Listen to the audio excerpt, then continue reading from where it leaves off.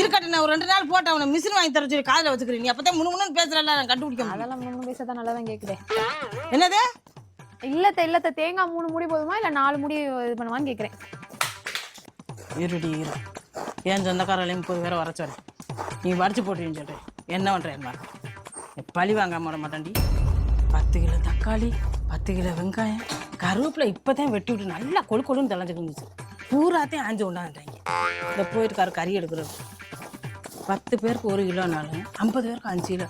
இவங்க எப்படி சாப்பிட வந்துருக்கீங்க? 7 கிலோ எடுத்துட்டு வர சொல்லியிருக்கேன். என்ன ஒன்றால் தெரியல, 7 கிலோ 10 தானே தெரியலையாத்தா? கறிக்கே ஒரு தொகை வந்துடும்.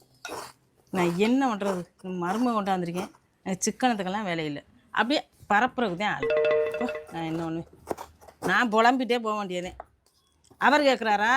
அவர் செய் ஃப்ரெண்டு வர்றாங்களாம். அப்படியே மருமகளை உச்சானிக்கு உங்களை தூக்கி வச்ச மாதிரி நம்ம கறி எடுத்துட்டு யாரு பறக்குறாரேப்பா, பறக்குறாரு இந்த ஆம்பளை. அப்புறம் அவள் பண்ணா ஒன்று 50 இல்லை 500 பேரை கூட வர சொல்லுவோம்.